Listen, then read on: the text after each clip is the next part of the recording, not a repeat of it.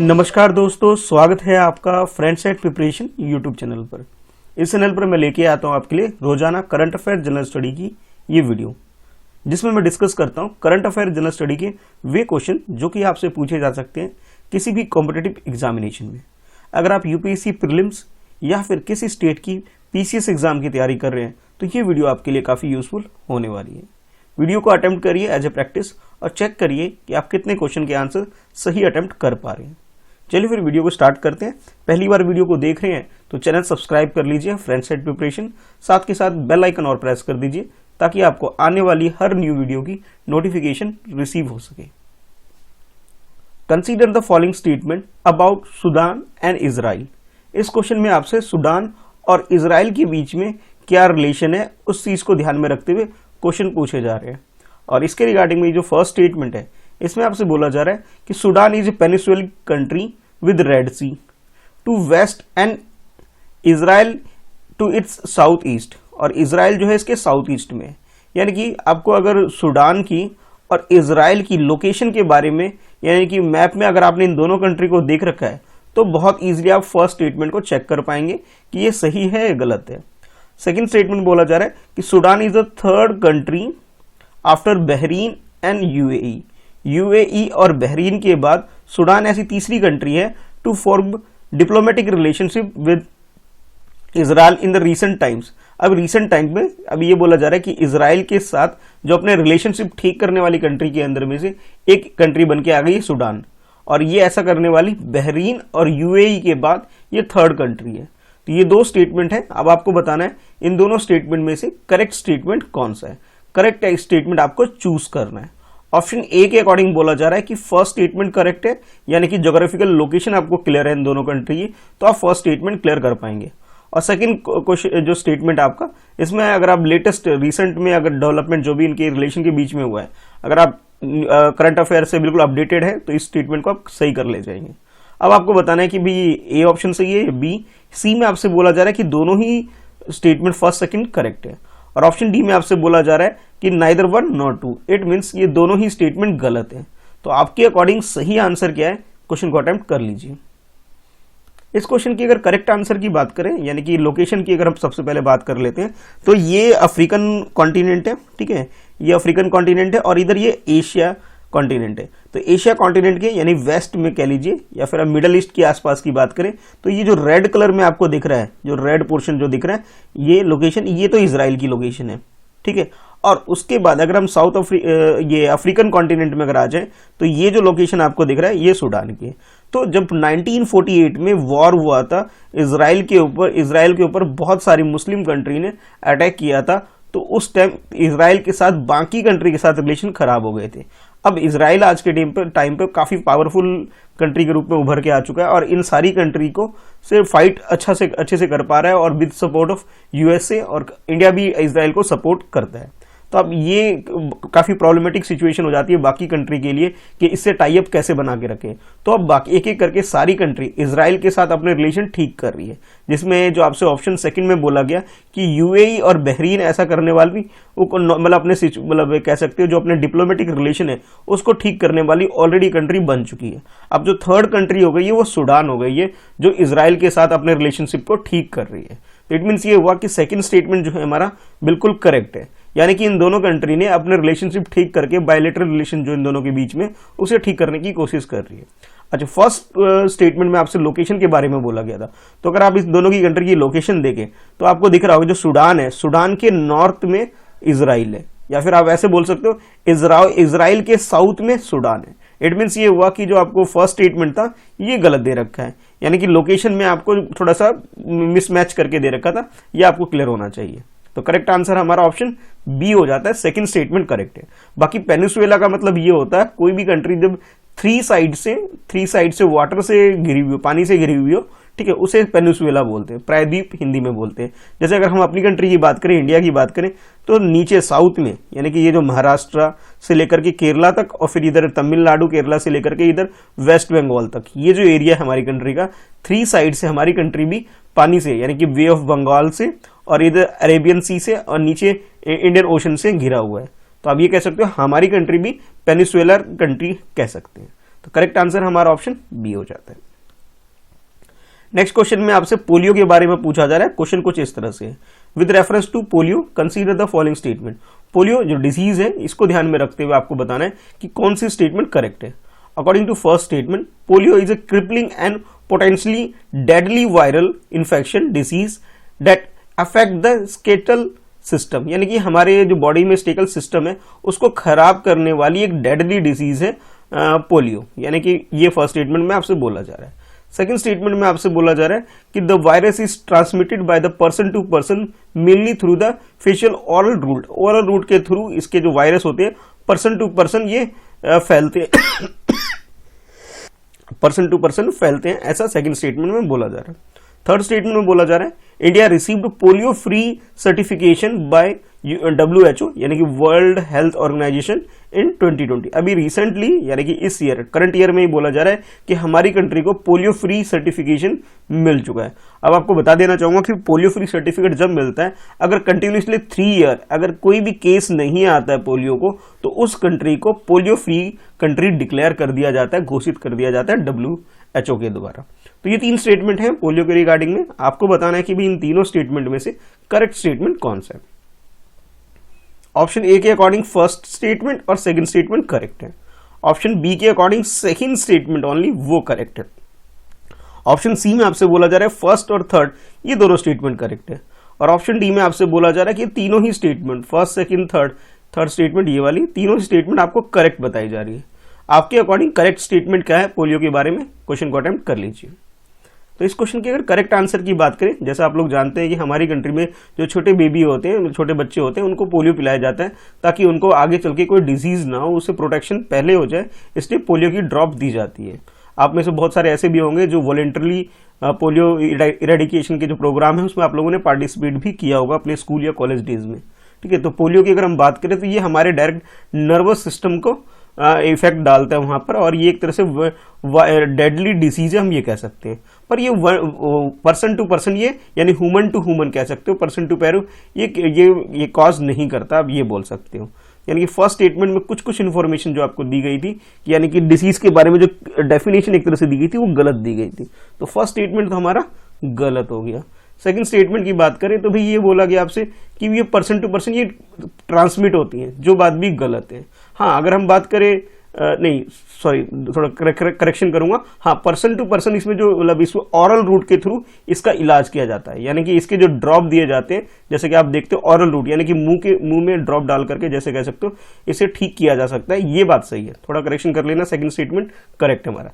Third statement में एक गलती ये है कि हमारी कंट्री पोलियो फ्री डिक्लेयर तो हो चुकी है, लेकिन ये 2020 में डिक्लेयर नहीं हुई है।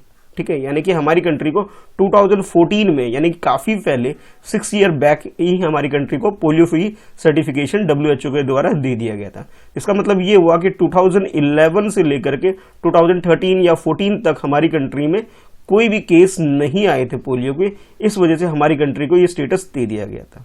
ठीक है, यानी कि लास्ट केस जो हमारी कंट्री में आया था 13 जनवरी 2011 में आया था। अब ये क्वेश्चन आपसे इसलिए पूछा जा रहा है कि 24 अक्टूबर को वर्ल्ड पोलियो डे सेलिब्रेट किया गया था। ठीक है, तो करेक्ट आंसर हमारा ऑप्शन बी हो जाता है, सेकंड स्टेटमेंट ही सिर्फ करेक्ट है। ठीक है,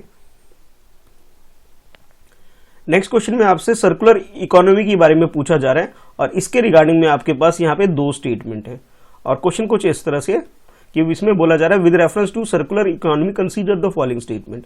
सर्कुलर इकोनॉमी को ध्यान में रखते हुए इन दोनों स्टेटमेंट को आपको चेक करना है कि कौन सा स्टेटमेंट आपको करेक्ट दे रखा है। According to first statement, it is an economy where almost everything of the product gets reuse, remanufactured and recycled, यानी कि एक ऐसी इकोनॉमी होती है जहां पे जो भी चीज प्रोडक्शन होता है, जो भी चीज बनती है इसमें मैन्युफैक्चर होती है, उसको दोबारा से अगर कुछ खराबी हो जाती है उसे दोबारा रीयूज कर लिया जाता है, किसी न किसी नए प्रोडक्ट में इसका इस्तेमाल कर लिया जाता है, और इस तरह से वो रीमैन्युफैक्चर कर दिया जाता है, और फिर रीमैन्युफैक्चर करते हुए इस चीज को रिसाइकिल किया जाता है।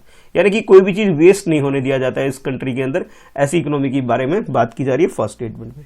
सेकंड स्टेटमेंट में बोला जा रहा है circular economy initiative in India are undertaken by the national productive council, यानी कि NPC हमारी कंट्री में जो है नेशनल प्रोडक्टिविटी काउंसिल, वो हमारी कंट्री के अंदर जो सर्कुलर इकोनॉमी का जो कॉन्सेप्ट के से रिलेटेड जो इनिशिएटिव लेके आ रही है। यानी कि आप ये कह सकते हो हमारी कंट्री में जो मैन्युफैक्चरिंग सेक्टर है वहां पे ज्यादा से ज्यादा रिसाइकिल हो सके, री मैन्युफैक्चर हो सके, री यूज हो सके, उसके लिए जो इनिशिएटिव लिया जा रहा है हमारी कंट्री में एनपीसी के द्वारा दिया जा रहा है, यानी कि नेशनल प्रोडक्टिविटी काउंसिल के द्वारा इनिशिएटिव लिया जा रहा है, ऐसा सेकंड स्टेटमेंट में आपको बोला जा रहा है। ये दो स्टेटमेंट हो गए आपके सामने। अब दोनों स्टेटमेंट में से आपको चूज करना है कि भी करेक्ट स्टेटमेंट कौन सा है। ऑप्शन ए के अकॉर्डिंग फर्स्ट स्टेटमेंट करेक्ट है, ऑप्शन बी के अकॉर्डिंग सेकंड स्टेटमेंट करेक्ट है, और ऑप्शन सी की अगर बात करें यहाँ पे दोनों स्टेटमेंट फर्स्ट सेकंड दोनों स्टेटमेंट करेक्ट है, और ऑप्शन डी में आपसे बोला जा रहा है neither one not two, it means दोनों ही स्टेटमेंट गलत है। तो करेक्ट स्टेटमेंट आपके अकॉर्डिंग क्या है, क्वेश्चन को अटेम्प्ट कर लीजिए। अगर हम सर्कुलर इकोनॉमी की बात करें, यहाँ पे जो भी चीज होती है, ठीक है, यानी कि जो नेचर से जो भी चीज हमें मिलती है पहले हम उसका प्रोडक्शन करते हैं, फिर उसका कोई भी डिजाइन होता है और फिर उस चीज को बना दिया जाता है। लेकिन जब वो चीज जब वो खराब होने लगती है, हमें लगता है कि अब इसका यूज कुछ नहीं है, तो उसको रीयूज किया जाता है, फिर उसके लिए दोबारा कलेक्शन किया जाता है और फिर उसे रिसाइकिल करते करते दोबारा डिजाइन तैयार करके मैन्युफैक्चर कर दिया जाता है। और ये प्रोसेस जो है चलता रहता है। कहने का मतलब है मिनिमम वेस्ट के ऊपर फोकस किया जाता है, उसे रिसाइकिल करने पे ज्यादा ध्यान दिया जाता है। तो ये एक तरह से कह सकते हो कि ये सर्कुलर इकोनॉमी होती है। सर्कुलर इकोनॉमी की अगर हम बात करें तो इसमें ये होता है जो भी चीज है उसे ड्यूरेबल, यानी कि लंबे टाइम तक उसको यूज कर सके, रीयूज कर सके, उसे रिसाइकिल कर सके, इस तरीके का इकोनॉमी होता है। और वहां पे ये फोकस किया जाता है कि ज्यादा से ज्यादा चीज को रीमैन्युफैक्चर किया जा सके। यानी कि फर्स्ट स्टेटमेंट जो आपको बोला गया कि सर्कुलर इकोनॉमी की एक डेफिनेशन जिस तरीके से आपको जो दे रखा है, ये बात बिल्कुल करेक्ट है।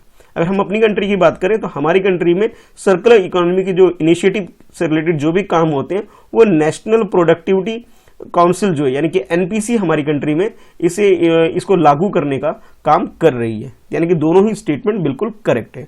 और अगर हम ये बात करें कि एनपीसी किसके अंडर में आता है, एनपीसी का मतलब है नेशनल प्रोडक्टिव काउंसिल, तो हमारी कंट्री में ministry of commerce and industry जो है वो इसके क्रियान्वयन यानी इसके जो एक तरह से इस चीज को लागू करने में, इसको एस्टेब्लिश करने में, इस चीज को प्रोत्साहित करने के लिए लोगों में ये काम कर रही है। ठीक है, अभी क्या है कि अभी प्रोडक्टिविटी वीक सेलिब्रेट किया जाता है 2019 में, तब इसकी जो थीम थी वो थीम कुछ इस तरह थी। 2019 की मैं बात कर रहा हूँ, जो इसकी जो थीम थी वो ये थी कि circular economy for productivity and sustainability, ये इसकी थीम थी। तो अभी करंट ईयर की थीम क्या है ये आपके लिए क्वेश्चन होगा। ठीक है, तो करंट ईयर का आपको पता करके बताना है। अच्छा, अभी हमारी कंट्री में जो डिजिटल इंडिया प्रोग्राम चल रहा है, इसके अलावा स्वच्छ भारत मिशन जो चल रहा है, उसमें भी इस चीज को यानी सर्कुलर इकोनॉमी को काफी फोकस किया जा रहा है। ये माना जा रहा है कि हमारी कंट्री में काफी ह्यूज पोटेंशियल है रीयूज रिसाइकिल करने का। ये तक बोला जा रहा है जितना भी हम वेस्टेज करते हैं उसका 20% हम बहुत इजीली इसको रीयूज कर सकते हैं, ऐसा हमारी कंट्री में पोटेंशियल दिख रहा है। तो करेक्ट आंसर हमारा ऑप्शन सी हो जाता है, दोनों ही स्टेटमेंट करेक्ट है। नेक्स्ट क्वेश्चन में आपसे सुनामी के बारे में पूछा जा रहा है। क्वेश्चन कुछ इस तरह से है, with reference to Indian tsunami early warning system consider the following statement. आप लोगों को मालूम है कि 2004 के एंड में, दिसंबर 2004 के एंड में हमारी कंट्री में सुनामी आई थी। हमारी कंट्री और जितने भी इंडियन ओशन में जो कुछ कंट्री है, वे ऑफ बंगाल के आसपास की जो कंट्री है, ठीक है, जो भी सार्क कंट्री के कुछ हिस्से और मेनली जो एशियन कंट्री है, वहां पे काफी नुकसान हुआ था। तब हमारी कंट्री में भी एक सिस्टम लाया गया हमारी कंट्री में, साथ के साथ वर्ल्ड वाइड भी सुनामी जैसी प्रॉब्लम को डील कर सके। तो उसके रिगार्डिंग में क्वेश्चन आपके लिए फ्रेम किया गया। आपको चूज करना है कि करेक्ट स्टेटमेंट कौन सा है। तो स्टेटमेंट 1 में आपसे बोला जा रहा है कि हमारी कंट्री में जो ये Indian tsunami early warning system की अगर हम बात करें तो उसका जो बेस है वो चेन्नई में है। सेकंड स्टेटमेंट बोला जा रहा है, it was established by the ministry of earth science. हमारी कंट्री में जो मिनिस्ट्री ऑफ अर्थ साइंस है वो इससे रिलेटेड काम करती है। सेकंड स्टेटमेंट में आपसे बोला जा रहा है। थर्ड स्टेटमेंट बोला जा रहा है, it also provide the service for the Indian Ocean rim country. हमारी कंट्री के नाम से जो इंडियन ओशन है, उस ओशन के अंदर जितनी भी कंट्री आती है उसे रिम कंट्री आप बोल सकते हो, और वहां पे भी ये सर्विस प्रोवाइड की जाती है, ऐसा थर्ड स्टेटमेंट में बोला जा रहा है। तो ये 3 स्टेटमेंट आपके सामने होंगे। तीनों स्टेटमेंट में से आपको करेक्ट स्टेटमेंट चूज करना है। ऑप्शन ए के according third statement only correct है, ऑप्शन बी के according second and third statement correct है, और ऑप्शन सी में आपसे बोला जा रहा है कि फर्स्ट एंड सेकंड ये दोनों स्टेटमेंट करेक्ट है, और ऑप्शन डी में आपसे बोला जा रहा है कि फर्स्ट सेकंड थर्ड यानी कि तीनों ही स्टेटमेंट बिल्कुल करेक्ट है। तो करेक्ट स्टेटमेंट क्या है ये आपको बताना है। तो इस क्वेश्चन की अगर करेक्ट आंसर की बात करें तो इसमें सिर्फ थर्ड स्टेटमेंट है वो करेक्ट है। सबसे पहले बात कर लेते हैं कि ये जो सुनामी है, तो आप लोगों को मालूम है कि 2004 के एंड में, 4-5 के एंड में जब हमारी कंट्री में सुनामी आया था, और उस टाइम ये सिस्टम जनरेट हुआ था। यानी कि एक सिस्टम ऐसा होता है जिसमें पानी के अंदर एक सिस्टम लगा दिया जाता है, जिससे कि सुनामी यानी कि अर्थक्वेक वगैरह सिचुएशन अगर क्रिएट होती है तो जो भी सरफेस होता है वहां पे ये इन्फॉर्मेशन जाती है, जिसके थ्रू ये सैटेलाइट के पास इन्फॉर्मेशन पहुंचती है, और सिटी या जहां पे भी इसका सेंटर होता है उस सेंटर पर सैटेलाइट के थ्रू ये इन्फॉर्मेशन रिसीव कर ली जाती है कि भी पानी के अंदर यानी ओशन वगैरह में कोई अर्थक्वेक आने वाला है, जिसकी वजह से सुनामी जैसी सिचुएशन क्रिएट हो रही है। तो ये एक तरह से सुनामी से रिलेटेड अलर्ट सिस्टम हम बनाया गया है, और जिसका जो हेड मतलब एक तरह हेडक्वार्टर कह लीजिए या इससे रिलेटेड जो भी एक्टिविटी होती है जिसका जो हेड है वो हमारी कंट्री में हैदराबाद में है, चेन्नई में नहीं है। और इसे जो स्टैब्लिश किया गया था 2007 में स्टैब्लिश किया गया था। यानी कि आप ये बोल सकते हो कि Indian tsunami early warning system जो है हमारी कंट्री में, इसके जो मेन एक्टिविटी जहां से ऑपरेट होती है वो हैदराबाद में होती है, चेन्नई में नहीं होती। इट मीन्स ये हुआ कि फर्स्ट स्टेटमेंट हमारा गलत हो गया। सेकंड स्टेटमेंट की बात करें जिसमें मिनिस्ट्री की बात की जा रही थी, तो जैसे इस क्वेश्चन में आपसे बोला गया कि जो मिनिस्ट्री है वो है मिनिस्ट्री ऑफ अर्थ साइंस से इसमें इन्वॉल्व है, जबकि अर्थ साइंस इसमें इन्वॉल्व नहीं है। हमारी कंट्री में department of space, department of science and technology, या फिर आप कहो कि council of scientific and industrial research, जिसे शॉर्ट में CSIR होता है। CSIR वही जिसमें नेट वगैरह, यानी कि अगर आप लोगों ने MSc कंप्लीट की है, नेट वगैरह जो रिसर्च वगैरह का JRF के लिए जो प्रिपरेशन करते हैं आप लोग, तो CSIR से ही रिलेटेड होते हैं, तो वो CSIR भी इससे जुड़ा हुआ है। ठीक है, तो ये सारी जो डिपार्टमेंट है हमारी कंट्री में ये अर्ली वार्निंग सिस्टम से रिलेटेड काम करती है। साथ के साथ सर्वे ऑफ इंडिया जो कि मैप वगैरह जो लोकेशन वगैरह इससे रिलेटेड जो काम करती है वो भी इस डिपार्टमेंट से अटैच्ड है। तो ये सब मिलाकर के हमारी कंट्री में काम करती है। तो यानी कि आप ये बोल सकते हो जो आपको जो सेकंड जो बोला गया था कि भी जो स्टेटमेंट बोला गया था वो स्टेटमेंट भी गलत हो गया। यानी कि कौन कौन सी ऑर्गेनाइजेशन इन्वॉल्व है हमारी कंट्री में वो आप ये देख सकते हैं। अच्छा, अब इंटरनेशनल लेवल पे बात करें तो हमारे इंटरनेशनल लेवल बात करें तो ये Indian inter governmental organisation oceanographic commission जो है वो जितने भी इंडियन ओशन में कंट्री है, यानी कि आप ये कह सकते हैं हमारी कंट्री के आसपास जो नेबर कंट्री है, साथ के साथ जो एशियन कंट्री है, यहाँ तक कि जो इंडोनेशिया से लेकर के अब ऑस्ट्रेलिया तक जितनी भी कंट्री है वहां पर एक सेटअप किया गया है कि कहाँ पर सुनामी जैसी सिचुएशन क्रिएट हो सकती है। तो वो अर्ली वार्निंग यानी कि एक तरह से हेल्प प्रोवाइड की जाती है पहले से कि ये सिचुएशन क्रिएट हो सकती है ताकि बचाव कार्य किया जा सके। ठीक है, तो यानी कि आप ये बोल सकते हो कि थर्ड स्टेटमेंट जो है हमारा बिल्कुल करेक्ट है। ठीक है, फर्स्ट और सेकंड स्टेटमेंट थोड़ी थोड़ी मिस्टेक है कि आपको चेन्नई की जगह हैदराबाद याद रखना है, डिपार्टमेंट कौन सा इन्वॉल्व है ये आपको पता होना चाहिए। तो करेक्ट आंसर हमारा ऑप्शन ए हो जाता है, थर्ड स्टेटमेंट सिर्फ वो करेक्ट है। नेक्स्ट क्वेश्चन में आपसे पूछा जा रहा है, क्वेश्चन कुछ इस तरह से, कंसीडर द फॉलोइंग स्टेटमेंट। इसमें कुछ स्टेटमेंट आपको, ये फर्स्ट स्टेटमेंट ये सेकंड स्टेटमेंट है। अब आपको बताना है कि जो इम्पीचमेंट प्रोसेस हमारी कंट्री के अंदर होता है उसके रिगार्डिंग में क्वेश्चन है। यानी कि आप समझ गए होंगे पॉलिटी बेस्ड क्वेश्चन है। क्वेश्चन कुछ इस तरह से है, the impeachment process is use for the removal of जजेस ऑफ सुप्रीम कोर्ट ओनली। यानी कि फर्स्ट स्टेटमेंट में बोला गया है कि जो इम्पीचमेंट प्रोसेस हमारी कंट्री में होता है वो सिर्फ जो सुप्रीम कोर्ट के जो जजेस हैं सिर्फ उसके लिए ही हमारी कंट्री में स्टार्ट किया जाता है, ऐसा फर्स्ट स्टेटमेंट में बोला जा रहा है। सेकंड स्टेटमेंट में बोला जा रहा है कि article 121 bar any discussion in the parliament with respect to the conduct of any judge of supreme court और द हाई कोर्ट, यानी हाई कोर्ट या सुप्रीम कोर्ट का कोई भी जज है, ठीक है, और उनके रिगार्डिंग में अगर इम्पीचमेंट प्रोसेस स्टार्ट कर दिया गया है तो आर्टिकल 121 बार लगा देता है, यानी कि रोक लगा देता है कि इस तरह का कोई डिस्कशन पार्लियामेंट में नहीं होगा। ये दो स्टेटमेंट हो गए आपके सामने। अब दोनों स्टेटमेंट को ध्यान में रखते हुए आपको बताना है करेक्ट स्टेटमेंट कौन सा है। ऑप्शन ए के अकॉर्डिंग फर्स्ट स्टेटमेंट करेक्ट है, ऑप्शन बी के अकॉर्डिंग सेकंड स्टेटमेंट करेक्ट है, और ऑप्शन सी में आपसे बोला जा रहा है फर्स्ट सेकंड दोनों ही स्टेटमेंट करेक्ट है, और ऑप्शन डी में आपसे बोला जा रहा है नाइदर वन नॉट टू। चलिए क्वेश्चन को अटेम्प्ट कर लीजिए। तो इस क्वेश्चन को अगर आपने ध्यान से पढ़ा है तो आपको समझ में आ गया होगा कि कुछ स्टेटमेंट 1 और स्टेटमेंट 2 एक दूसरे को कंट्राडिक्ट कर रहे हैं। यानी कि आपको ये तो क्लियर हो गया होगा क्वेश्चन पढ़ते ही कि भी दोनों स्टेटमेंट तो कभी करेक्ट हो ही नहीं सकते। क्यों नहीं हो सकते?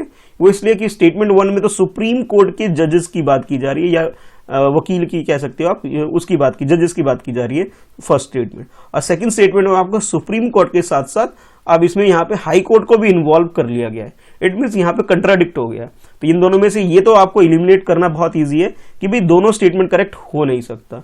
इट मीन्स ये जो आपको ऑप्शन दे रखे हैं, मतलब आंसर बाद में, एक्सप्लेनेशन बाद में पढ़ने से अगर क्वेश्चन आपको नहीं भी आता है तो भी आप इलिमिनेट कर सकते हो कि भाई डी और सी तो आंसर हो नहीं सकता इसका। ठीक है, आइदर फर्स्ट आंसर सही होगा या सेकंड आंसर सही होगा, सी और डी तो बिल्कुल नहीं हो सकते। क्यों? क्योंकि ये दोनों स्टेटमेंट कंट्राडिक्ट कर रहे हैं एक दूसरे को। तो ये तो आपको समझ में, यानी कि 50% चांसेस है कि आप अब नहीं भी आपको आता है तो भी इस क्वेश्चन को आप इजीली अटेम्प्ट कर सकते हैं। अब सही अटेम्प्ट जब, बाकी तो आपको थोड़ी बहुत पढ़ाई भी करनी पड़ेगी, ठीक है। तो अब क्वेश्चन को डिटेल में समझ लेते हैं, इस क्वेश्चन में सही बात की है। तो सबसे पहले तो आपको ये पता होना चाहिए कि आर्टिकल 121 किसके बारे में डील करता है। तो 121 जो है हमारी कंट्री में, यानी कि 1 to 1 जो डील करता है, वो पार्लियामेंट में इम्पीचमेंट प्रोसेस से रिलेटेड कोई भी डिस्कशन ना हो इसके लिए बार लगाता है। ये बात बिल्कुल करेक्ट है, ठीक है। और जो इसमें बात की गई कि ये हाई कोर्ट के साथ साथ सुप्रीम कोर्ट दोनों ही कोर्ट के जजेस के रिगार्डिंग में उनके कोड ऑफ कंडक्ट के से रिलेटेड है, तो ये बात बिल्कुल सही बात है। यानी कि आप ये बोल सकते हो सेकंड स्टेटमेंट हमारा करेक्ट है, फर्स्ट स्टेटमेंट में मिस्टेक है। मिस्टेक इस बात की है कि इसमें ओनली जो वर्ड लिख दिया है, कि ओनली का मतलब ये बोल दिया कि सिर्फ सुप्रीम कोर्ट के जजेस की बात की जाएगी। नहीं, सुप्रीम कोर्ट के साथ साथ यहाँ पे हाई कोर्ट के जजेस होते हैं, ठीक है, वहां पर भी ये बार लगाती है। इट मीन्स ये हुआ कि भाई फर्स्ट स्टेटमेंट हमारा गलत है, सेकंड स्टेटमेंट सही है, तो करेक्ट आंसर हमारा ऑप्शन बी हो जाता है।